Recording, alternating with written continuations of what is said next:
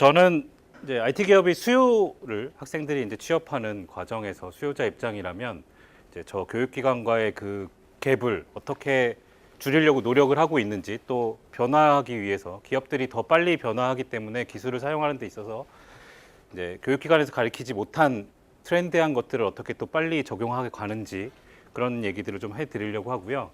이제 저는 지금 현재는 IT 기업에서 나와서 지금 요 사이쯤에 있는 교육기관을 운영을 하고 있습니다. 그 사이에 이제 그 갭이 좀 멀어졌다고 생각을 하기 때문에 저희가 그 간격을 좀 메우는 교육을 하고 있고요.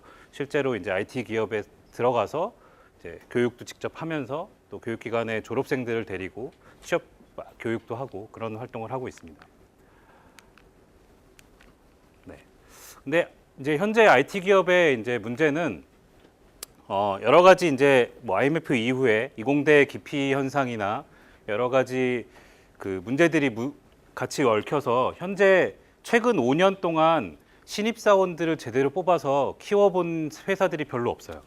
그래서 지금 최근 한 5년 동안 가장 일을 많이 해야 되는 신입사원, 대리, 과장급들의 인력들이 굉장히 부족한 상태입니다. 그게 이제 이공대 기피 역전 현상도 있었고요. 이제 약간 기업들에서는 이제 소프트웨어 업계의 암흑 시대라고 부를 만큼 소프트웨어 업계에 인재들이 많이 오지 않았던 시대가 한 10년 정도가 있었습니다. 과거 2000년대 초반에서 2010년 정도까지. 그러다 보니까 그 인력 자체가 굉장히 부족하고요.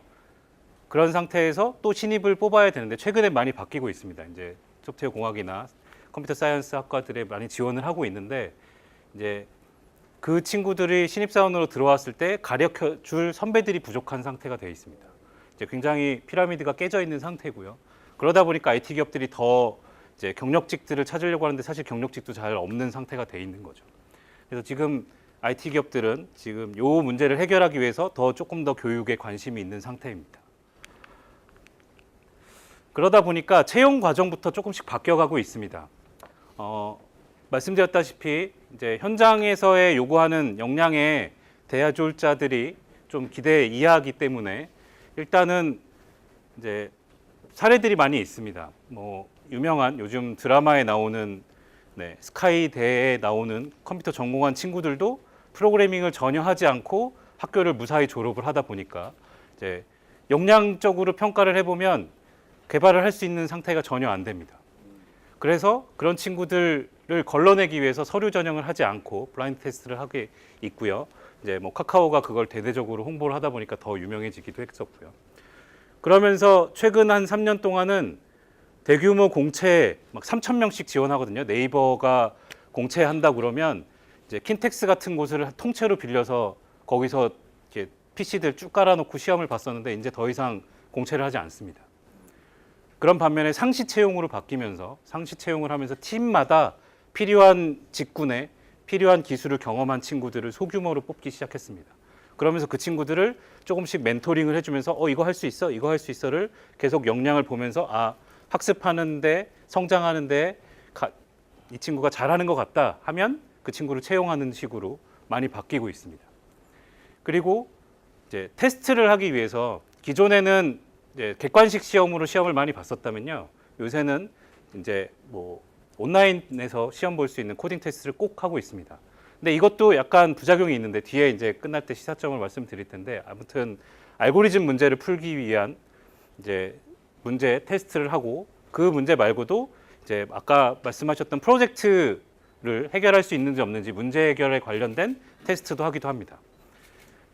이렇게만 하는 게 아니고요. 이제 IT 회사들이다 보니까 여러 가지 개발자들을 모이는 행사들을 많이 주최하면서 이제 대학생들을 많이 회사에 데리고 와서 그 기업 문화를 느낄 수 있는 행사들을 많이 합니다. 1박 2일로 하는 해커톤, 그리고 일주일 정도 하는 개발자 캠프 이런 거 제주도에서 하기도 하고요. 그다음에 개발자들이 발표하는 테크토크 100명, 200명 모이는 간단한 기술 주제들을 이렇게 포럼 형식으로 모여서 하는 것들을 초대를 많이 합니다. 그러면서 이제 파격적인 연봉을 제시하기 시작했습니다. 워낙 안 모이기 때문에 신입사원은 기준 연봉을 5천만 원으로 기준을 제시해버렸어요. 하지만 뭐 그 역량은 그만큼 눈높이가 높아서 많이 뽑지는 못하고 있고요. 또 경력 토스 같은 경우는 경력 채용하는 데 있어서 이전 회사 연봉의 150% 주겠다를 박아버렸습니다. 네. 그리고 인센티브를 주식으로 뭐 1억씩 주겠다 이런 파격적인 제안들을 하고 있습니다. 그러면서도 아직 더 인력들을 못 뽑고 있는 거죠. 아까 구조 자체가 이미 역전이 돼 있기 때문에. 그러다 보니까 이제 네이버 같은 경우는 어떻게 하냐면 대규모 공채를 아예 없앴고요. 이제 조직 단위로 세부별 분야별로 인턴 채용을 합니다. 그런데 아까 말씀드렸듯이 대학 교육 자체가 이제 어쩔 수 없이 이제 일반적인 예전 기술을 가리킬 수밖에 없는데요. 더 핵심적인 역량을 기르기 위해서. 근데 이제 최근 기업들의 입장에서는 뭐 모바일 기술이다 그러면 안드로이드나 iOS 개발을 스마트폰에서 앱을 개발하는 기술이다 그러면 최근 한 10년 정도 된 기술인데 그런 기술을 정규 과정으로 가리키는 학교는 전국에 그렇게 손을 꼽을 수밖에 없는 정도로 부족한 상태입니다. 그마저도 이제는 모바일 개발자들을 더 이상 당연시하게 뽑는데 그렇게 가리키는 곳들이 아직도 없다는 거죠. 그리고 가리킬 교수님들도 부족하기 때문에. 그리고 그러다 보니까 이제 내부 행사에 참석해서 더 잘하는 역량을 보여준 친구들을 위주로 채용을 하기 시작을 했고요. 이제 핵데이라는 행사를 합니다. 네이버 같은 경우는 이제 춘천에 있는 연수원에서 모여서 이제 100명, 200명씩을 모아놓고 각 대학에서 이제 홍보를 한 다음에 그 친구들이 잘하면 그 팀에서 뽑아가는 형태로 하고 있고요. 그리고 아까 NHN 넥스트 사례가 나왔었는데 그 넥스트가 이제 지금은 커넥트 재단으로 바뀌어 있고요. 커넥트 재단을 통해서 이제 그런 교육 과정들, 웹 프로그래밍 전문가 과정들을 무료로 제공을 해주고 있습니다. 부스트 코스나 부스트 캠프를 통해서 또 네이버에 진출할 수 있게끔 교육 프로그램들을 만들어서 네이버에 있는 분들 그리고 현업에 있는 멘토들이 같이 참여하는 프로그램들을 제공을 해주고 있고요. 그 밖에도 대학에 찾아가서 하는 데브 페스트나 캠퍼스 세미나들을 계속하면서 회사 이미지를 좋게 만드는 행사들을 많이 하고 있습니다. 이런 것들이 이제 대학의 채용에 있어서 요즘에는 물론 LG, 삼성 같은 대기업, 전형적인 대기업들에도 많이 가려고 하지만 네이버나 카카오 같은 IT 회사들에도 굉장히 관심이 많거든요. 그런 거의 역할을 이런 행사들을 통해서 많이 알려주는 편입니다. 두 번째로는 이제 배달의 민족이라는 앱 서비스를 하는 이제 그 회사 중에 하나입니다. 지금 이제 IT 기업들 중에서 네이버나 카카오들을 빼면 가장 교육에 적극적인 회사 중에 하나거든요. 근데 여기 이 회사도 이제 신입 공채를 하지 않고요. 이제 테크 캠프라는 8주 동안 교육을 하는 프로그램을 행사를 하고 있습니다. 이제 인턴형으로 교육을 시켜줍니다. 근데 기존에는 인턴을 뽑으면 조직에서 이제 일을 가르쳐주는 형태였다면 여기는 이제 인턴이기 때문에 월급을 주고 월급을 주는 동안 8주 동안 교육을 시켜줍니다. 회사에서 일하는 방법을 아예 교육을 시켜주고요. 이렇게 8주 동안 교육하는 시간이 이제 풀타임으로 하면 300시간이 넘거든요. 그럼 300시간 동안 굉장히 인센티브하게 교육을 받으면 대학 전공 시수가 사실은 1000시간 정도 되는데 이 8주 동안 인센티브하게 하면 300시간을 여기서 프로젝트를 하고 교육을 받게 되는 거죠. 그리고 나서 기업 문화를 더 강하게 전달을 해주기 때문에 애사심이 되게 높아집니다. 회사에 들어가고 싶은 생각이 되게 높아져요. 그리고 그런 친구들을 채용으로 연계를 하기 때문에 이제 24명, 30명만 교육을 하더라도 실제로 그 안에서 채용해서 회사에 들어가고 싶은 수들은 10명, 20명씩으로 늘어나고 있어요. 훨씬 더 채용률이 높아지는 거죠. 그리고 이런 것들을 경험을 통해서 지금은 이제 아카데미 같은 교육 사업을 좀 더 확장하려고 우한영재들은 그렇게 노력을 하고 있습니다. 그 외의 스타트업들은 굉장히 사람을 뽑기 더 어려운데요. 그러다 보니까 이제 이런 작은 회사들한테 인턴을 채용해서 매칭해주는 프로그램들을 운영하는 교육 회사들이 좀 생겼습니다. 그럼 매칭 프로그램을 운영을 해주고요. 이제 개발자뿐만 아니라 다양한 포지션에 뭐 마케팅, 홍보, 뭐 기획 여러 가지 포지션에 매칭 프로그램들을 제공을 해주고 있고요. 그런 회사들은 자기 회사들을 알리기 위해서 또 작은 행사들을 많이 합니다. 그래서 외부 사람들을 자기 회사 내부 회사 행사에 초대를 해서 이렇게 뭐 같이 저녁도 먹고요, 뭐 발표도 하고 회사에서 어떻게 일을 하는지를 자꾸 홍보하게 됩니다. 작은 회사들은 알고리즘 테스트를 하기보다는 문제 해결을 하는 이걸 풀어서 오세요, 이걸 만들어서 오세요라는 거를 숙제를 내줍니다. 그런 걸 제출해서 이제 어떻게 해가는지를 더 많이 보게 되고요. 그 다음에 큰 회사들은 물론 당연히 하고 있는데요. 이제 작은 회사들은 개발자 커뮤니티를 지원을 해주면서 커뮤니티에 있는 사람들이 여기 좋은 회사니까 여기에 들어가봐라고 추천하도록 입소문을 타도록 이제 컨퍼런스에 참여를 해서 후원을 해준다거나 미덥 공간을 이런 공간에다가 개발자들이 모이게 만들어준다거나 기술 블로그를 작성해서 계속 공부할 수 있는 거리를 만들어준다거나 이런 행사들을 많이 해서 다른 학생들과 개발자들과의 연결고리들을 많이 만들어주고 있습니다. 네. 이게 이제 채용하는 입장에서의 많은 변화들이고요. 이렇게 해서 채용을 하고 나면 이제 교육을 시켜야 되는데 아직까지는 기업들이 대부분 개발자들의 교육을 담당하는 팀도 공통의 인사팀에서만 담당을 합니다. 개발자들을 전문적으로 케어해주는 인사 조직이 있는 회사들이 또 그렇게 많지는 않아요. 근데 최근엔 점점 많아지고 있습니다. 그래서 그런 조직들을 이제 테크 HR 팀이라고 부르고 있고요. 테크 HR 조직이 있는 팀들은 전문적으로 개발자들의 교육만 혹은 개발자들의 성장, 개발자들의 채용만 담당하는 조직이 생기고 있습니다. 그 분들이 이제 전문적으로 테크 헤드헌팅을 하시는 분들과 함께 또 테크 이제 부트캠프나 여러 가지 교육 프로그램을 담당하는 분들과 함께 협업을 하고 있고요. 그분들이 이제 교육 프로그램을 조금씩 바꾸고 있는 거는 기존의 이제 강의식 교육보다는 프로젝트 중심으로 프로젝트를 직접 해가면서 교육을 받는 형식으로 많이 바뀌고 있고요. 이제 개발 조직이 어떤 팀에서 어떤 형태를 원하느냐에 따라서 역량 교육을 따로 합니다.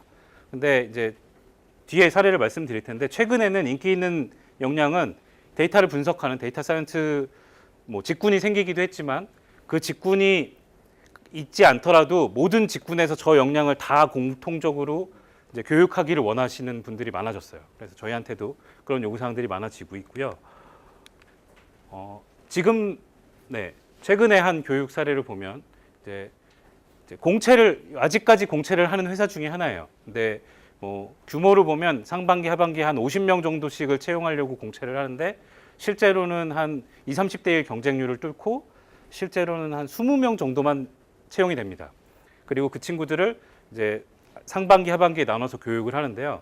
전사의 모든 조직을 다 뽑았기 때문에 개발 직군이지만 전사 교육을 뽑았기 때문에 이제 역량은 되게 달라요. 이제 데이터 분석을 하는 친구도 있고 게임 개발을 하는 친구도 있고 모바일 개발을 하는 친구도 있고 뭐 웹 개발을 하는 친구도 있고 실제로 전문적인 교육 분야로 포지션으로 다 뽑았는데 다 같이 교육을 받습니다. 그러다 보니까 짧은 기간 동안에 여러 가지 기술들을 경험하는 형태로 많이 교육을 하고 있고요. 그러려면 이제 전문 강사 이 기술들을 각각 다 아는 팀에서 전문 강사들을 모아서 교육을 하기도 하고 전문 이제 기업에 위탁하기도 합니다. 뭐 예전에 비트 컴퓨터 같은 전문 교육기관에 많이 맡기기도 하는데요. 요새는 이런 이제 여러 가지 기술들을 한꺼번에 경험을 하고 팀 프로젝트를 꼭 시킵니다. 그 안에서 팀 활동을 하도록. 그래서 신입사원 교육도 점점 프로젝트 형식으로 많이 바뀌고 있고요. 그 다음에 신입사원 교육은 이렇게 해서 팀에 배치를 하고 나면 이제 재직자 교육을 시키게 됩니다. 재직자들은 이제 현직 개발자로 있는 분들의 역량 강화를 위해서 계속해서 시키게 되는데요. 최근의 트렌드 중에 하나는 개발자를 교육시키는 교육도 복지의 하나로 쳐줍니다. 그래서 복지비 형태로 교육 비용을 제공을 해줍니다. 이게 여러 가지 형태로 제공이 되는데요. 아예 그냥 뭐 헬스클럽을 다니던 그런 헬스장을 다니는 것도 복지였다면 지금은 이제 소프트웨어 교육을 받는 학원에 다니는 것도 복지로 인정을 해준다는 거죠. 그러면서 하나 또 추가된 건 아까 말씀하셨던 인프런이나 유데미 같은 온라인 무크 교육 시스템에서 온라인 교육을 받는 것도 이제 권장을 합니다. 하지만 회사에서는 사실은 방목이에요. 아무런 터치가 없습니다. 뭘 들으라는 것도 없습니다. 그러다 보니까 교육비가 남았을 때 그냥 연말에 몰아서 듣고 소진해버리고 없어집니다.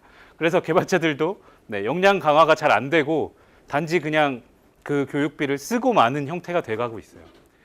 근데 기업에서는 또 전문 교육으로 기업의 사내 역량을 키우려면 사내에 있는 개발자들이 강사 형태로 교육을 할 수 있는 형태로 바뀌어야 되는데 이게 또 어려운 부분입니다. 소프트웨어 교육이 어려운 부분 중에 하나는 개발을 잘하는 친구들이 교육을 잘하는 것도 아니라서 이 둘 다 경험을 한 사람들이 회사에 있지 않으면 사내 교육을 하기 굉장히 어렵거든요.